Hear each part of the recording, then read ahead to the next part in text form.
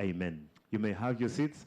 Ladies and gentlemen, a very good afternoon to you and welcome to the grand finale of the UCC debate series as we bring to conclusion what's been a very exciting week here.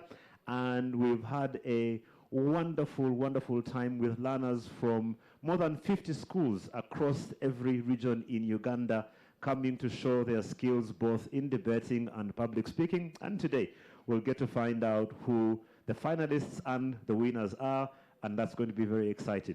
We are joined in a very special way by the Ministry of Education and the First Lady and Minister of Education and the Permanent Secretary represented by the Principal Inspector of Schools, Madame Frances Atima, who is here with us, by the UCC Director of Regulation and Content with us today. We also have a UCC board member, Miss Howard Tuku, who has joined us, and we are excited to have a wonderful time. As we get started, it's my honor to invite our host, seasoned and veteran educator, Director of Green Hill Academy and the Green Hill Schools, Mrs. Joy Maraka, to come and get us started this afternoon. Please give her a big hand clap as she comes to welcome us.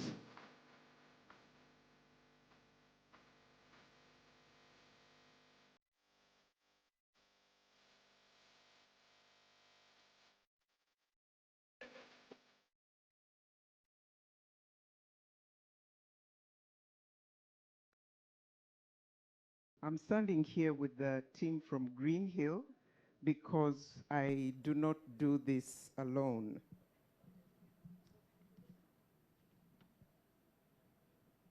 Our guest of honor, Madame Tima. She is actually the Principal Inspector of Schools in the whole of Uganda. Can we clap for her? She's representing the Minister of Education, the First Lady. She's also representing the Permanent Secretary. We are privileged to have you this afternoon. The Acting Executive Director, Mrs. Juliet Tumuhere, who was here at the opening and is here now, very exciting. All the officials from UCC, all the officials from the Debate Institute, dear, all service providers, and in a very special way, all the finalists this afternoon and all the competitors. A very big hand clap for you. I think it was Ben who said that all of you are winners. You have traveled this journey since the beginning of the year. So now the fact that you are here this afternoon, it means you're the best in Uganda. I would like to commend Uganda Communications Commission for organizing the debate series and for this grand finale this week. I would like to thank Green Hill Schools, the members who are standing behind me and some who are out there, for having gone out of their way to host this function. Thank you very much, Green Hill staff.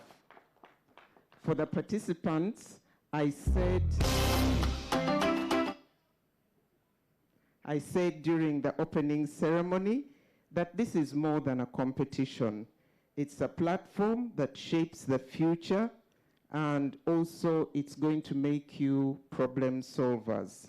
To UCC, I want to thank you. This is a huge investment that you have made. Competitors, can we clap for UCC? From Green Hill Schools, I want to say thank you very much. Let us embrace the digital age in everything we do, and may God bless you. Have a great afternoon, and may the best team win. Thank you. Thank you very much, our Rector of Green Hill Schools. Please give her another big hand clap.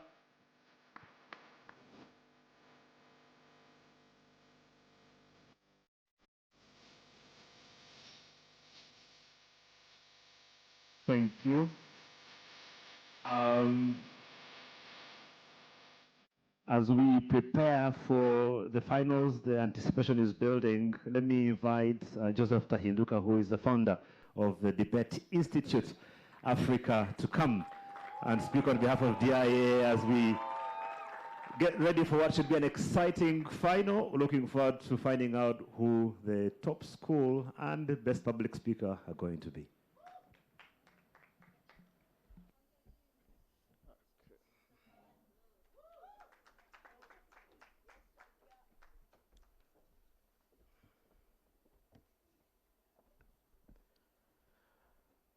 The chief guest, the board chair, and members of the board of the Uganda Communications Commission, the acting director of Uganda Communications Commission, the directors of the Uganda Communications Commission, the representatives of our dear partners from ATC, MTN, Airtel, DSTV, distinguished district education officers, future potential change agents, you who have spent the last 3 days in the gym of the mind. I understand. You must remember that if you forget anything, that debate is the gym of the mind. Just like Justice Ogola said in the 2016 presidential debate, that debate is the thing. We have added one more court in the library of courts of debate, courtesy of the Uganda Communications Commission, that the debate is the gym of the mind. Let's clap for the Uganda Communications Commission for believing in debate. If you read the National Development Plan that was received to Parliament, and which we studied as Debate Institute Africa, we realized that human potential is at the heart of it. In fact, they say that any child who is born in Uganda achieves just 38% of their potential. There are people who are so annoyed at such a statistic. They have said enough is enough. They need to tap into this potential of young people to ensure that that potential is transformed. And those are the partners that have said, let's reach out to this potential and harness it. And that is none other than the Uganda Communications Commission. Let's clap for them. So at the beginning of the year, they decided to go into every village in Uganda, starting in Fort Poto. We headed right to Lira for the northern Uganda. We headed to Jinja for the all schools in the eastern region. We came to Kampala here for all schools in the central region. And finally, we are here. So for the last 3 days, 38 schools from all around the country have been engaging in rigorous debate and oratory to ensure that they promote a message which is close to their heart, which is the message of online child protection. My job then is to say, after 3 days, these are the results of the competition. And we're going to start by announcing the results of public speaking, after which we shall do those of debate. So if you forget anything, do not forget that there are people who believe in you. The Uganda Communications Commission, Batcom Africa, Green Hill Academy, our friends from Friends of Uganda, and they want to invest in you for posterity. Let's start with the results of public speaking. Good afternoon, everyone. I will be announcing the finalists for the public speech genre. In no particular order, breaking to finals, Karunji Vanessa from St. Catherine Secondary School, Lira. Could you call them here? Call them to the stage. Please step on the stage. Once you hear your name, kindly step on stage.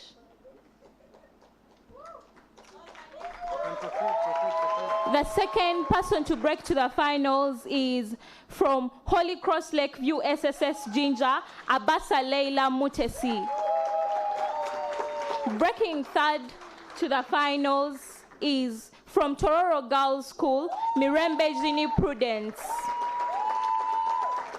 Breaking fourth is Opecha El Nathan from Bishop Cyprian Chihangire Secondary School. The other person breaking to the finals is Senyonga Lukman from Medina Islamic School. The other person breaking to the finals is KG Winfred from Seta High School. And the last person to make it to the finals is from our host school, Green Hill Academy, Martha Sylvia Milembe. Congratulations to the finalists.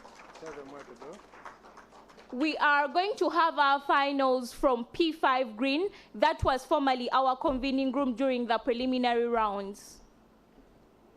Could we all clap for the finalists of public speaking? And now to debate. Okay, good afternoon to you all. I am Second Jibril, and I had the opportunity to serve as the chief adjudicator with my colleagues in debate. So the announcement I'm going to make is of the two teams that proceed to the finals, the final we are going to have. And in the room where we had Holy Cross versus Kawempe Muslim Secondary School, the team that proceeds to finals is the team Kawempe Muslim Secondary School.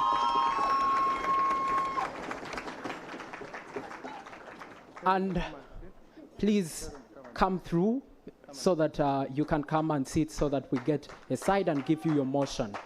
Then in the other room where we had Soroti Secondary School versus Green Hill Academy, the team that proceeds to the finals is the team Green Hill Academy.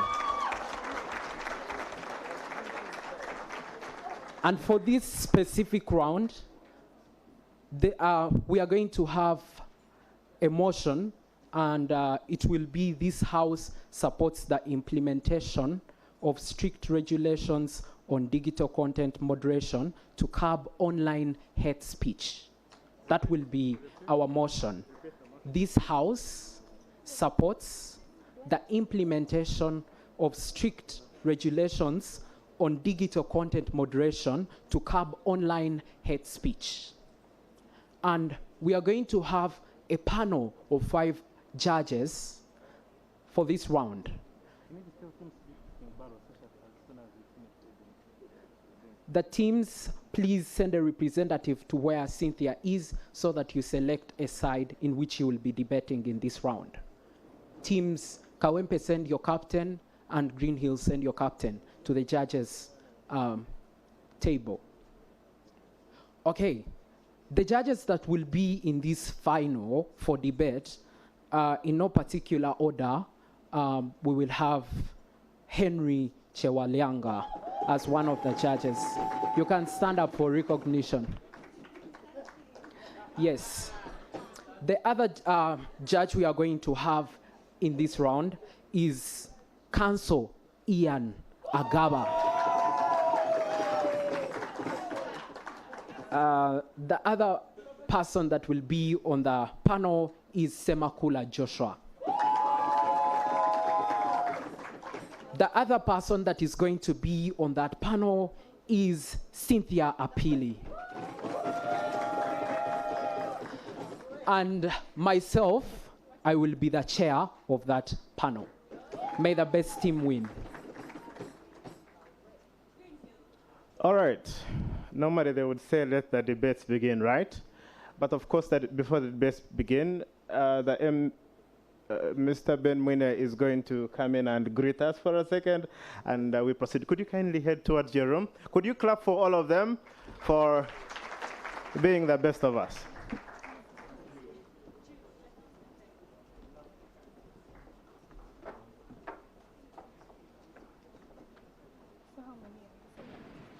Thank you very much, Joseph. So, ladies and gentlemen, before the debate begins, we wanted to get some rallying call, and I'm going to invite our sponsors to come and say something just to excite our finalists, and they will invite our chief guest to speak very briefly before we then get into the business of the debate. Please welcome with me on behalf of the Uganda Communications Commission, Julian Mwehire, who is Director of Economic Affairs and Content Development and Industry Affairs at the Uganda Communications Commission, who will then invite our chief guest before we get started. Give her a big hand clap as she comes.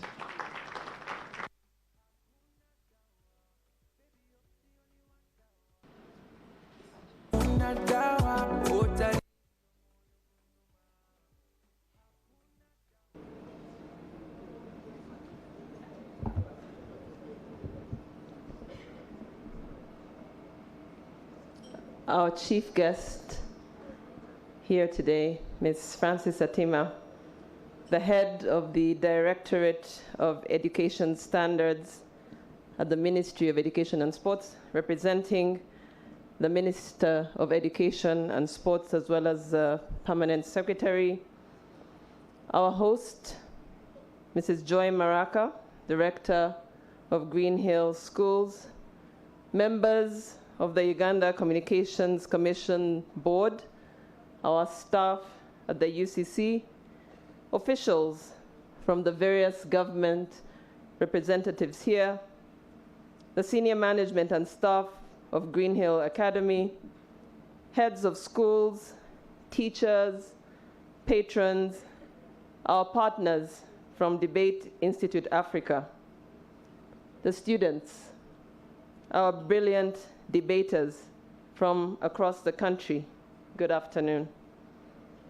Today we close not just a tournament, but a powerful chapter in Uganda's journey towards building a digitally confident, critically thinking, and articulate generation. On behalf of the Uganda Communications Commission, I say with a full heart, thank you very much. First, to every student who stood on this stage over the last 3 days, whether you win today or you don't, whether you are the best speaker or the quiet researcher who armed your team with facts, thank you very much. You have shown Uganda that age is no barrier to excellence and that the future of our digital nation is already in very capable hands. To the teachers, the coaches, the school administrators who have sacrificed their time to train these young minds, your dedication is a hidden engine behind every trophy that your students will be awarded this afternoon. Thank you for believing that debate is not an extracurricular activity, but a fundamental life skill. To Debate Institute Africa and the entire adjudication panel, you have set a new standard for fairness, professionalism, and mentorship. Your feedback in every round that we have seen and been part of has been a masterclass in itself, and we thank you very much. But let me single out with great appreciation the Ministry of Education and Sports and Madame Frances and the entire ministry. Your ministry did not merely permit this debate series, but your representation across the country where we have been, having embraced this very important exercise, has supported us in many ways.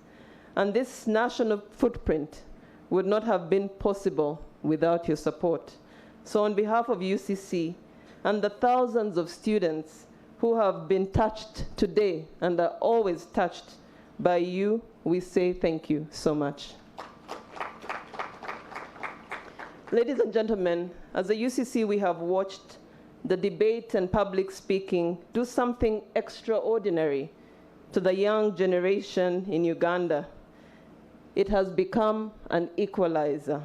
In this hall, students from various regions have stood toe-to-toe and won on the strength of research, of logic, and of delivery.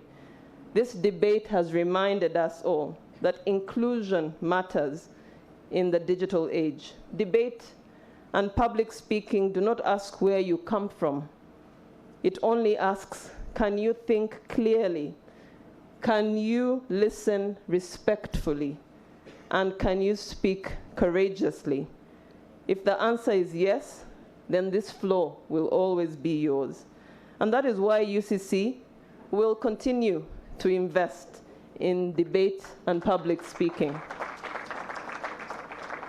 Because public speaking and structured argumentation are among the most powerful tools we have to level the playing field in this fast digitizing society. And as we hand over the trophies this afternoon, let us remember, every speaker that we celebrate is also a future policymaker, a future journalist, a future judge, a future parent who will teach the next generation how to disagree without hatred, how to use the internet without losing their humanity. And so to the champions today, savor this moment, because know that your real prize is the confidence that you now carry for the rest of your lives. Be very proud of your achievements here, because you do greatly deserve it. And to those who don't lift the trophy, your rebuttals shook the best teams in this country. Walk out of here knowing that you belong to the highest tables of this nation. And finally, to every young Ugandan watching or reading about this event this afternoon, the 2026 season starts today.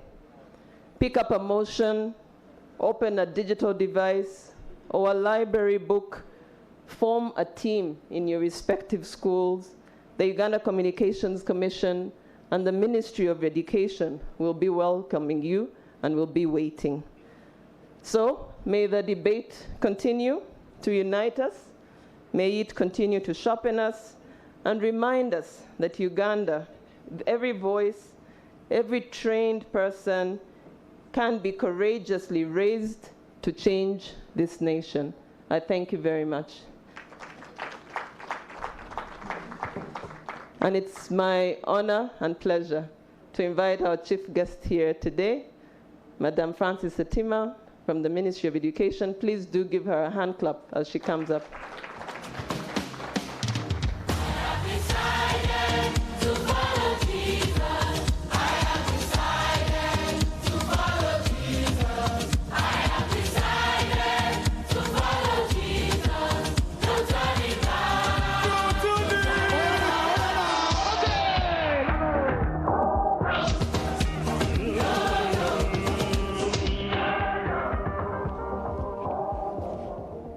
Thank you so much. Good afternoon to you all. Members of the board of Uganda Communication Commission, officials from Uganda Communication Commission, led by the director, district officials represented here, management of Green Hill Academy, our partners from the Debate Institute Africa, teachers and school administrators, parents, guardians and sponsors, and you all, our brilliant students gathered here today. I bring warm greetings from our Minister of Education and Sports and from our Permanent Secretary, who have not been able to come here because they're engaged in equally important duties like this one. Before I get to the speech of the minister, allow me just to say 2 or 3 things in my capacity as head of the standards. One, really to thank UCC so much, because you're proving that education is not about A's and force. And that speaks volumes. Because today, our children are being judged by A's and the fours, and yet that is not education. In the 21st century, one of the most important skills is communication. And I'm grateful that you picked this up, and I listened to your speech, and you have clearly mentioned that this is just the beginning. So we are forever grateful for that. We all know that we have 4 main skills in literacy, and 2 of them are rarely nurtured, and that is listening and speaking. And they are very, very critical for you to be a literate person. So debate and speech are one of those that help to nurture such skills. So you are spot on. I would also like to comment and thank the organizers for the topic of debate around hate speech. I was reading online, and Uganda is one of the countries, for now, with a red flag on hate speech. 30% of what we post is hate speech. So what kind of young people are we nurturing in this country if we adults are on hate speech? So I'm really happy that this debate topic has come in handy, and we hope that it will go wide. And fortunately, we are live, and hopefully more of our people and listeners will pick a leaf from this. Thank you so much. Let me now go to the speech of the minister. It's a great honor to join you on this memorable occasion as we celebrate the grand finale of UCC Debate Series, an initiative that has brought together some of the brightest young minds from secondary schools across the country. Today, we witness talent, intellect, confidence, and the promise of a generation ready to lead. Let me begin by appreciating Uganda Communications Commission for championing this cause and for believing in the power of nurturing young people.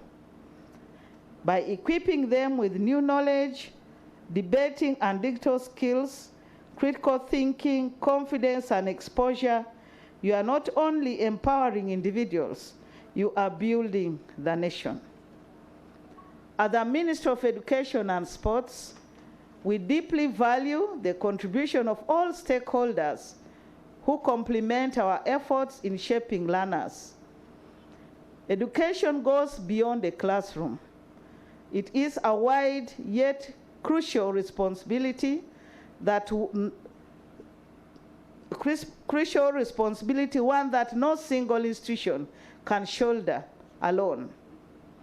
Just as it takes a village to raise a child, it takes an entire nation to educate one. Families, communities, schools, the private sector, religious institutions, civil society, and government agencies such as UCC all have a role in this journey. Education is indeed our shared responsibility. Furthermore, the Minister of Education and Sports recognizes UCC's continued support towards digitizing teaching and learning processes. And for that, we are grateful. Can we kindly appreciate UCC? The ICT in Education program, through which more than 1,000 schools have received computer laboratories, remain a cornerstone of our national digitization agenda. I'm also pleased to learn that the top winners of this competition will receive a fully furnished computer laboratory, while others will receive laptops and tablets. These rewards will further strengthen ICT integration in schools and accelerate digital transformation in education. Ladies and gentlemen, I am pleased to learn that this year's competition reached 17,800 students from 71 schools, and those present here today represent the crème de la crème of the 245 exceptional talents from 50 schools who earned their place at the national finals.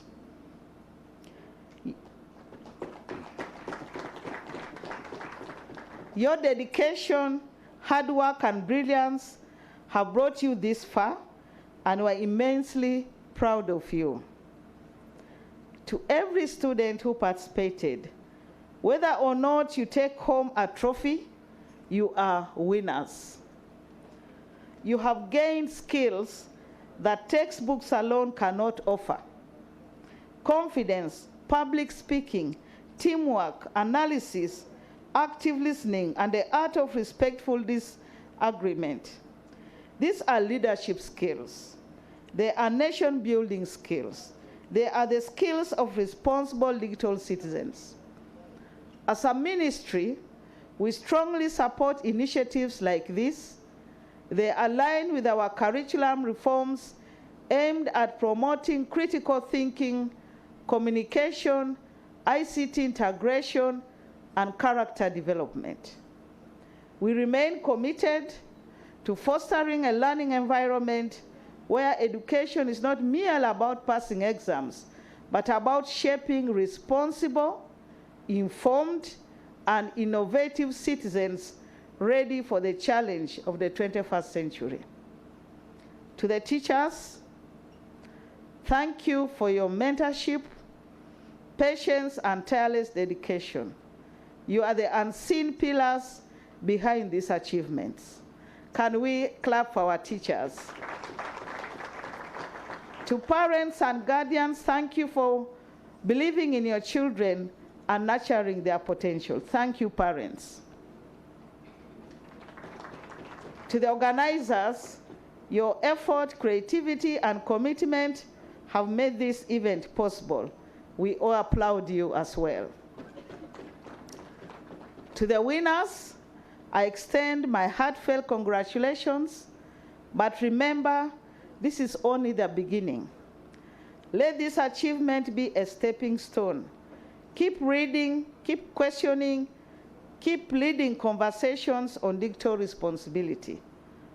Use online spaces to build, not to destroy.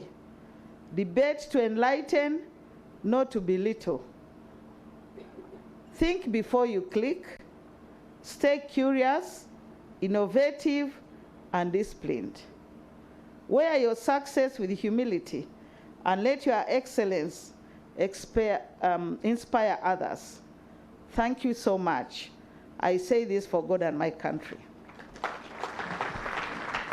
Ladies and gentlemen, a big thank you to Madam Frances Atima, who is our chief guest today. Quick reminder that this is streaming live, not just on TV, but we are also on social media. Go to the UCC official handle on X and on YouTube to follow the conversation and the debate as well. And now, let the games begin. My honor to hand over to Jibril Sekandi, our chief adjudicator, to get the finals started. Ladies and gentlemen, here we go. The grand finale of the UCC Debate Series 2025 starts now.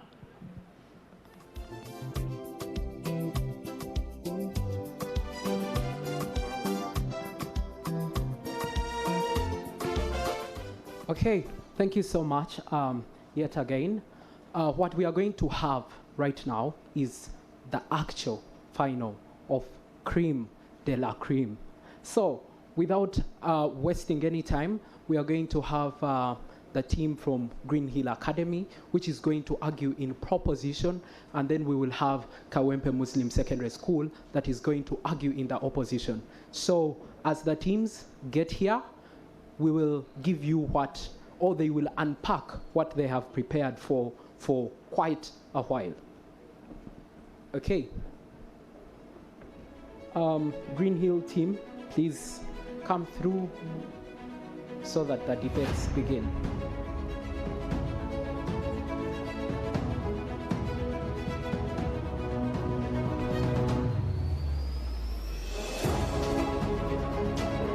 Okay, so we are going to have the Green Hill team.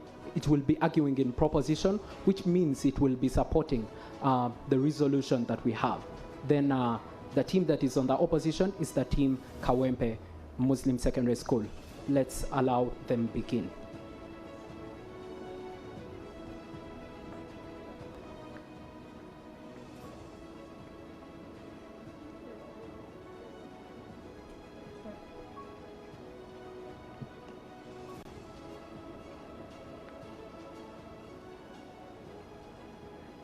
Good afternoon to everyone.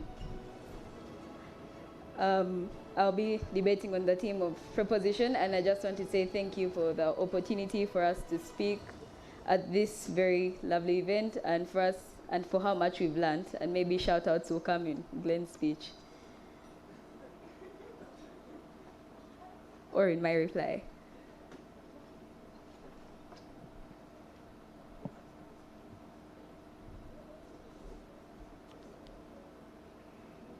Everybody has the ability for them to do something as a result of the principle of agency. That is to say, they have the free will by virtue of them being human to do whatever it is they like.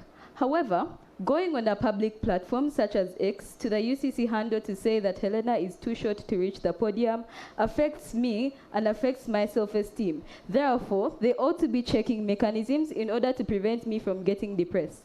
Very proud to propose. I think firstly, we ought to engage what the strict regulations look like. This arguably means that there are more harsh regulations or radicalism that exists within status quo. What does it look like? It looks like censorship, fines, banning IP addresses, which I'll show why is very important, and then finally a report system. I'm going to make the contrast with like status quo. The problem that exists within status quo is that there already existent mechanism, things like bans, things like soft punishments, or things like lack of sustainability because I can simply open another account have become insufficient. Why does the contrast or the comparative become very important? Notice, radicalism actively creates some sort of deterrence mechanisms, which will later come in my speech. But thirdly, they ought to provide sustainability, and those are the metrics to which you then judge the debate on, firstly, the efficiency of the policy, and then secondly, on sustainability. Thirdly, the contrast also shows the nuance in the policy, which creates a difference between what is happening now and secondly within status quo. What exactly do platforms look like? Because we think platforms such as social media apps like X, Twitter, Instagram, etc. become the most proximate actor within this debate. Firstly, they are rational actors, which makes them able to discern what exactly is hate speech. Secondly, they have very many experts within their caliber, which allows them to provide capacity for them to do these things. But thirdly, they are made up of diverse groups of people. What this does, is firstly, it proves that there is much less objectivity within the policy. Why? Because people are much less subjected to affinity biases. Why? Because they are a lot more neutral within these policies, allowing them to be extremely objective rather than subjective. What exactly does hate speech then look like? It looks like things such as slurs, racial slurs. Secondly, probably looks like how does curbing it rather look like? First of all, hate speech looks like slurs, but secondly, curbing it looks like being given reports as a platform, and thirdly, feedback based on the different ethnicities that exist within your platform.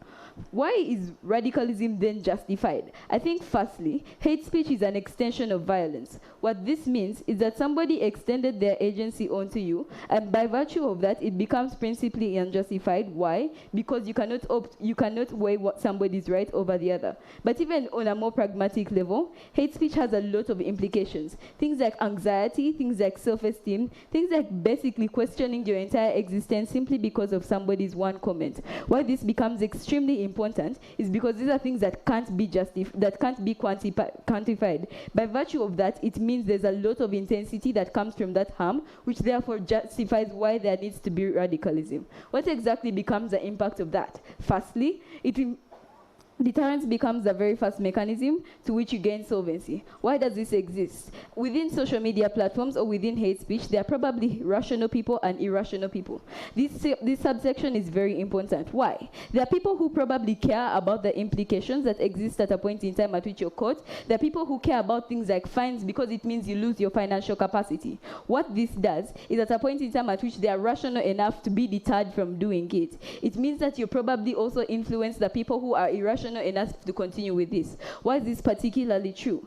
Notice, at a point in time at which somebody who with the same ideas gets caught or is scared of doing something, by virtue of a lot of biases, things like affinity biases or basically even communitarism, are more likely to opt into the same choice and then be deterred from the same crime. Why? Somebody next to me with the same ideologies has probably also been deterred by this. On sustainability, why this policy becomes extremely important. Firstly, it's based off reporting systems. This arguably provides reason or like capacity or feasibility for the government or other platforms to be able to track what exactly hate speech becomes. But even secondly, why objectivity becomes extremely important is because if we trace back every single piece of hate speech that could be considered hate speech, it becomes a wastage of resources. As a government, you ought to be utilitarian in nature. That means you ought to limit the amount of resources that you use while still maintaining sustainability of your policy. But even thirdly, why this becomes extremely important.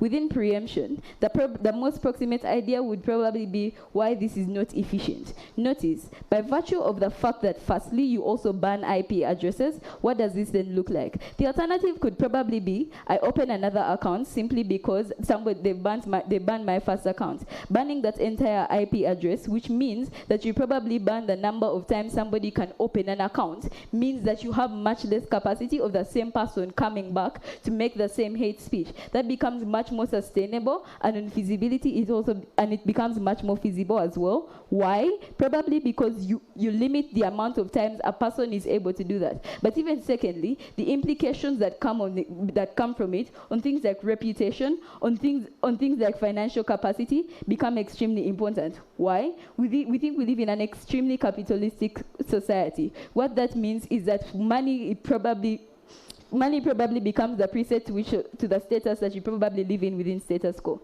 What this means is losing sustainability or losing financial capacity becomes a very big implication. Vote for a side that actively seeks to promote self-esteem and dignity. Thanks, Summit.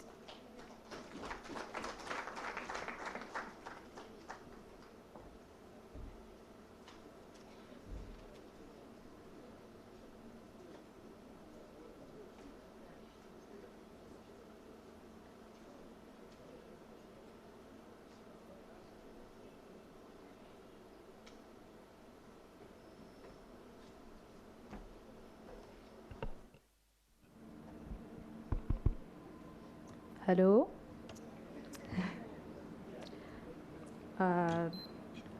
Good afternoon to everyone here. I hope everyone is doing okay. Before I begin my speech, I will humbly send my shout-outs. First of all, we want to thank the Lord for having enabled us to be here, because it is because of His decree that we are able to stand on this podium. I want to send my shout-outs to our coach, Felix Olindi, for the robust training he has been able to give us in order for us to stand on this platform. We want to thank our patron for the constant moral support she has given us, and we are grateful. I want to thank our moral supporters that are not around here, Musasizi Fahad and Janat Kagulire, for the moral support they have given us. And on that, I would want to begin my speech in 3, 2, 1. With the existence of hate speech, clearly oppresses particular individuals' rights. To that extent, there's need for us to have a robust mechanism that is most likely going to curb its existence. 2, you need a robust mechanism to foster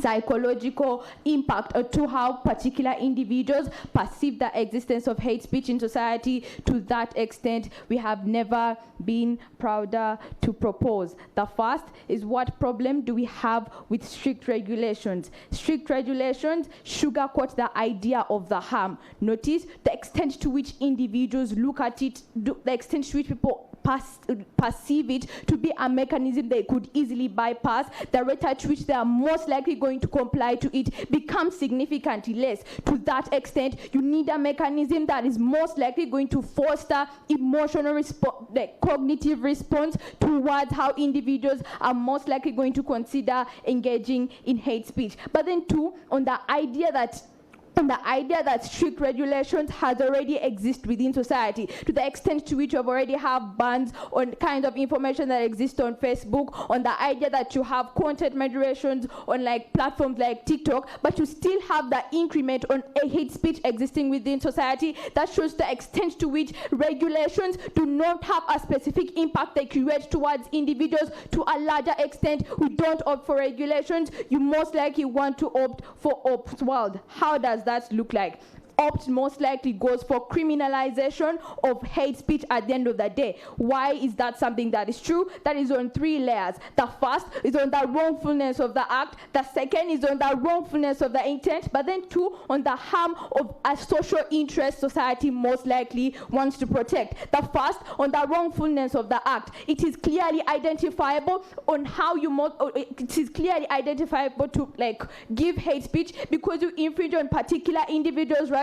For example, their dignity, 2, on their social reputation within society. That shows why it is important for it to be criminalized. The second is on the wrongfulness of intention. Why individuals most likely engage with in things like hate speech is because they most likely want to socially sabotage particular individuals within society, 2, to cause reputational harm, 3, you would want to reduce on the trust and credibility particular individuals have within society. To that extent, the intention behind online hate speech gives us incentive to necessarily criminalize it at the end of the day. But then 3, on the idea that you necessarily harm a social interest particular individuals want to protect. The first is on personal autonomy, second on property and things like democracy. To the extent to which hate speech necessarily protects this, necessarily damages this particular social interest, it becomes important for side opposition to criminalize it. The exclusivity of our case is on how people necessarily perceive things like criminalization. Notice policies that are most likely going to pass by government have necessarily create social perception towards around them. The first is you show how you necessarily criminalize that particular thing and how it is necessarily bad. It creates progressive realization of why that harm becomes significantly bad. 2, the idea that there is punishment towards creation of that act, it creates deterrent mechanism. What does not happen on regulation is you don't have a necessarily punishment you give towards this particular individuals. But then 2, on the idea that it is very easy to pass strict regulations on things like people using VPNs and bypass, it becomes easy to necessarily for individuals necessarily continue producing hate speech. But then 2, on the idea that you don't have a psychological impact to how they are most likely going to deter from doing these particular things. To that extent, you're most likely going to get effectiveness, and I'm going to show you how that happens. Notice the idea of enforcement of content moderation happens with when particular individuals perceive it to be necessarily bad. Why that becomes significantly true is that you necessarily create a social norm, you create a societal norm within people necessarily within people necessarily exist because you criminalize the harm. Why that does not happen on strict regulation is on how people necessarily perceive strict regulations to be. But then 2, on the continuous failure of strict regulations proves the reason as to why people necessarily don't buy into them at the end of the day. When you criminalize, you create a robust system that's most likely going to respond to that. That shows the rate at which people necessarily buy into enforcement. But then 2, the idea that government cares about legitimacy, the extent to which it is most likely going to put in a lot of hard work to necessarily ensure the criminalization of this action. It shows the extent to which you're most likely going to have enforcement. Why that becomes important is you necessarily create a society where individuals do not feel attacked within society, but then 2, you protect their dignity, 3, you respect the idea that they most likely have credibility within society, 2, on how you enforce things like democracy at the end of the day. Notice amongst the harms that exist within hate speech necessarily have things like defamation of public figures. Why that becomes problematic is that you necessarily never give them equal political participation, and that makes us criminalize it. I beg to rest. Thank you for that fine speech. Let's have the second speaker team proposition. Here.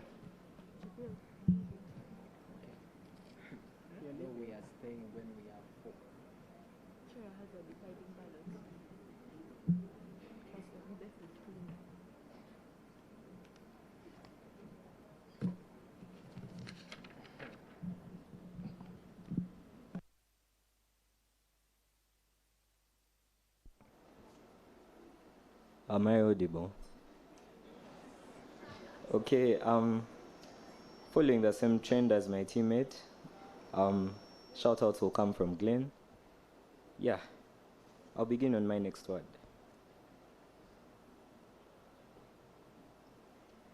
I'd like to begin by analyzing the wording of the motion. This House supports the implementation of strict regulations. I don't think we even need to continue from there. Probably the counterfactual that opposition gives us is criminalization. Why now? Necessarily, I want you to note that we do not entirely disagree with this, but probably then the metric you judge this debate to is how we achieve criminalization, how we achieve the deterrence that achieves criminalization. I think by natural consensus, by everyone who exists within society, is that criminalization is justified by things like strict regulations to begin with. Probably, if I put a regulation that people shouldn't kill each other, then it's then justified to criminalize the act of murder. Probably then that justifies a model. Why is this analysis important? Because it then goes to show that the side that is able to prove that strict regulations are able to work then becomes prior to each and every other impact that exists within this debate. What does Helena tell you? I think what Helena tells you is simple. What the nuance between what we are saying and what is in status quo is that we don't necessarily disagree with the fact that people in status quo do not perceive the bans that people usually impose to be necessarily like as harmful. So what she tells you is that the nuance here is by putting bans that have stricter regulations, stricter punishments. That is to say, things like fines exist because things like fines and things like probably censorship, because those things actively deter people from participating in things like hate speech. I want to give some little analysis on why this is true. Probably this is better because these are things that directly affect individuals within status quo. That is to say, probably I care about my financial capacity at the end of the day. If you continue fining me for participating in hate speech, I'm probably most likely deterred from doing those things. I think the rest of the nuance will come at the end of my speech. Now, probably taking that out, taking the chat on criminalization out, we go back to status quo. The comparative then is to show how still the ability to curb hate speech can exist within status quo. That burden is pushed to up. The comparative that I show then shows that this is most likely not, those mechanisms that are existent are not likely to work. That is to say, one, on call-out culture. Probably call-out culture is a mechanism that applies is only functional to people who actually who do not buy into the ideals of perpetrators of hate speech.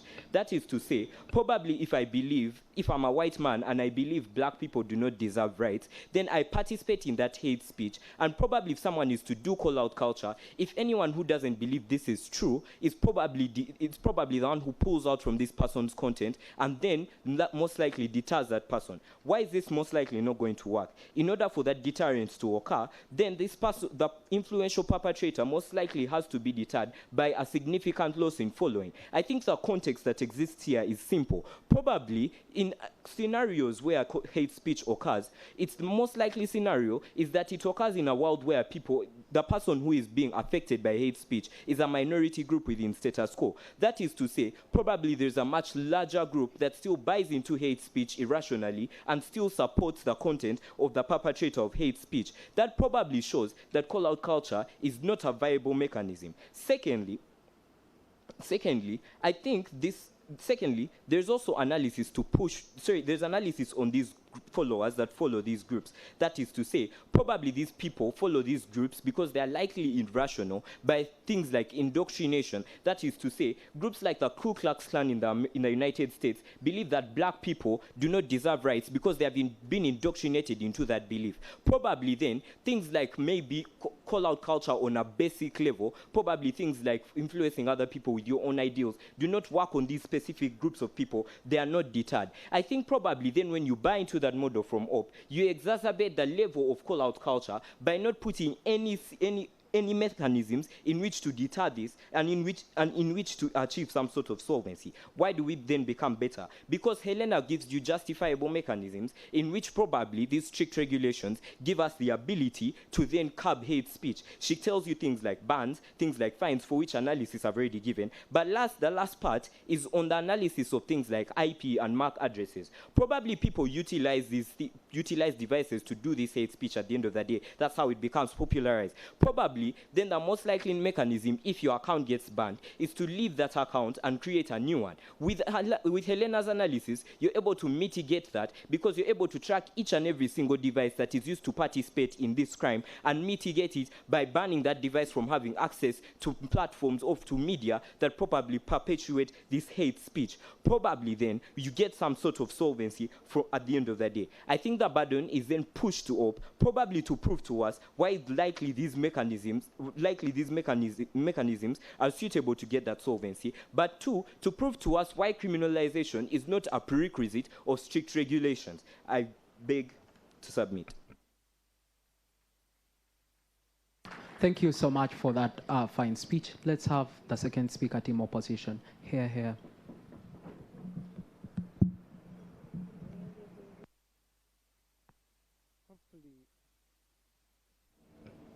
Okay. Hopefully I'm audible. Before I start, the motion is this House supports the implementation of strict regulations on digital content moderation to curb online hate speech. I begin my speech in 3, 2, 1, go. Chair, hate speech has for so long had irreversible impact on mental health, dignity, and human worth. We oppose the sugarcoating of the harm that comes from hate speech. We aggressively criminalize it because an injustice somewhere is an injustice everywhere. Two key things that then exist within this debate. Notice that this is a support motion. We agree to the existence of the harm, and we owe to show you what the counterfactual world would look like in terms of providing solvency to the harm that